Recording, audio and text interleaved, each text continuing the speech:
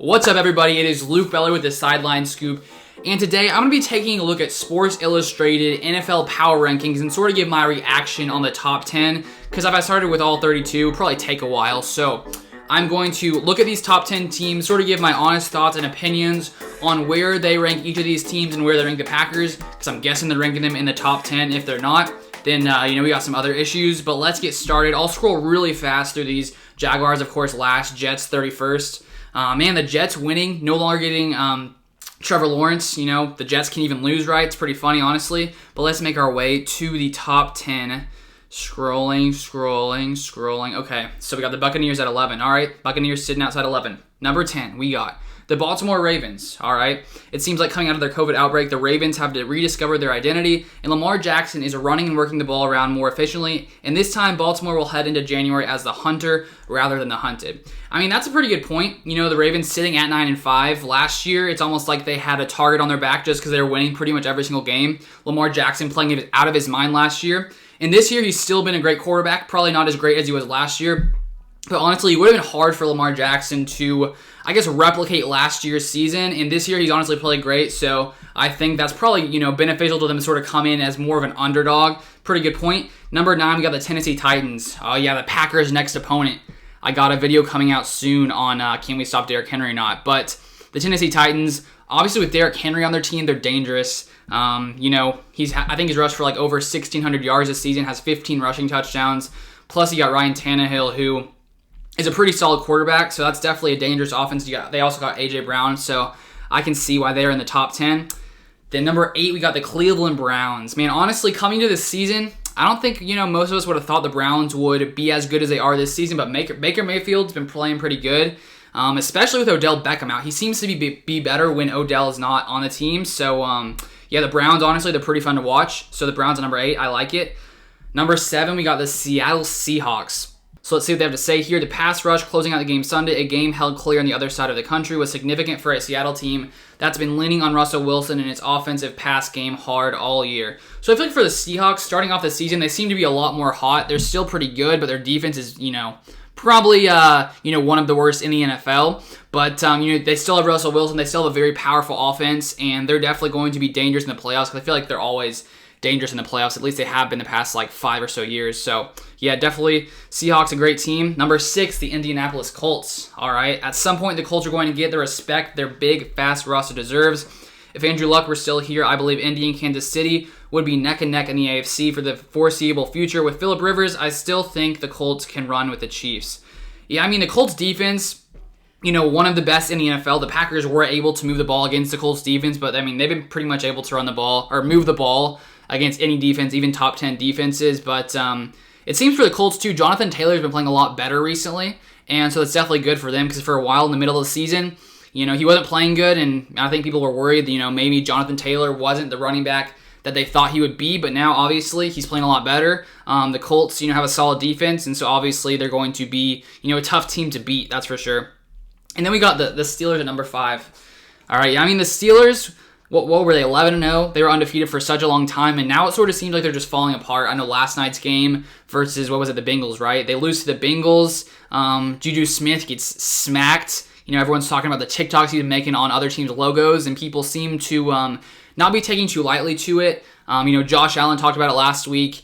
The Cincinnati team seemed to talk about it as well, so maybe he should stop that, because it seems that's given defenses a little bit more energy to come out and, dominate the Steelers' offense. But the Steelers, I feel like, are definitely sliding down these power rankings because they haven't looked as good recently, that's for sure. All right, who got at number 4? The Saints. Okay. New Orleans went to the mat with the mighty Chiefs despite having a quarterback coming back from 11 cracked ribs and playing without its best receiver, Michael Thomas, and for most of the game, pass rusher Cam Jordan. If Drew Brees can get right for January, this is a team no one wants to face. I feel like for the Saints, as opposed to this Packers team, the Saints have a great defense, whereas the Packers, probably more of a middle-of-the-road defense, and so I think if the Packers ever do face the Saints in the playoffs, it'll be a tough game just because when you have Drew Brees back there, of course he's been injured recently, but they're a dangerous offense with Kamara. Once Michael Thomas comes back, they have a great defense. They're definitely, probably, one of the best teams in the NFL. So it'll be interesting to see how they finish off the season, seeing if they will be able to knock the Packers off for the number 1 seed, but after losing to the Chiefs and the Packers continuing to win, I feel like the Packers will, get that number 1 seed. At least that's my opinion. Maybe a little biased, but anyways. Oh, then at number 3, we got the Green Bay Packers. All right, let's see what they have to say about the Packers. The Packers can put home field advantage to bed on Sunday night at home against Tennessee, and I think the edge you'd get out of it this year with teams having to come to a cold, empty, and dark Lambeau in January is even more pronounced than usual. Yeah, I think that's definitely true. With this year, with each conference only having one team holding a home game, or one team being, the getting to have the bye and getting to have home field advantage, as opposed to the past years having 2 teams from each division or each conference getting to do that. It's definitely much more important, I think, to get the number 1 seed, especially for the Packers. Having teams come into Green Bay in December definitely would give the Packers a huge advantage, and so I'm hoping we can finish off strong. I'm pretty sure that if we just win the last Bears game, even if we lose to the Titans on Sunday, which, I don't think we will. I mean, they're a pretty solid team still, though.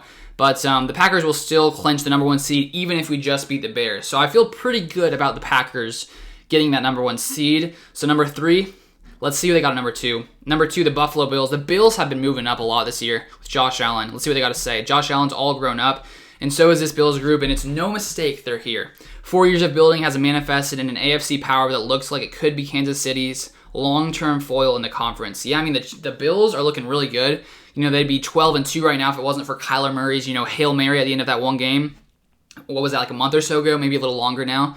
But the Bills are definitely looking dangerous. Josh Allen, super talented player. I don't think many people maybe saw this coming, sort of the dominance that they've sort of showed this year. But they got Stephon Diggs now in that offense. The defense is pretty solid, so definitely going to be a hard team to face for any single playoff team. Then at number 1, we got the Kansas City Chiefs, and, obviously I think this makes sense. They're probably still the best team, overall. When you just take a look at record, 13-1. They just have so many weapons. It's hard to stop them. Patrick Mahomes, Travis Kelce, Tyreek Hill.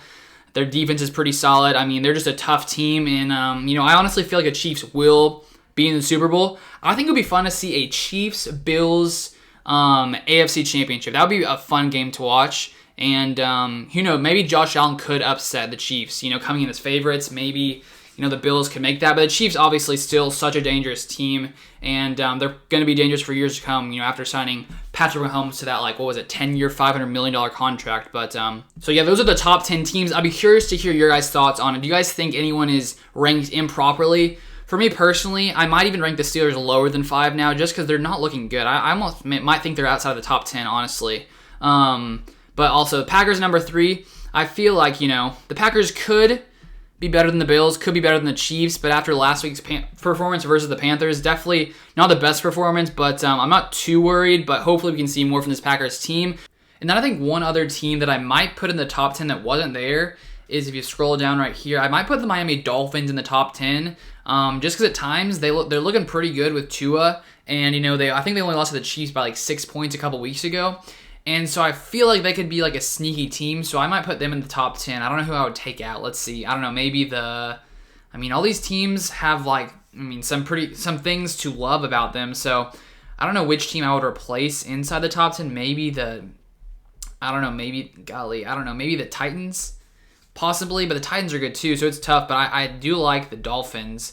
But outside of that, I'm trying to see if there's any other teams besides the Steelers that I might misrank or rank lower. Personally, I think I'll put the Packers ahead of the Bills. I know I said I might, but I think, I put the Packers ahead of the Bills. I think the Bills are good, but I think the Packers are more dangerous. Their offense is more dangerous. Obviously, our defense may be a little weaker, but our defense is starting to show up a lot more recently, and so I think I'd put the Packers ahead of the Bills. Maybe I keep the Chiefs at the number 1 spot, trying to be unbiased, But outside of that, I think it's, pretty solid outside of those few changes that I might make to that. But that's going to be all for today's video. Thank you guys so much for watching. Make sure you like it if you enjoyed the video, and I'll see you guys in the next one.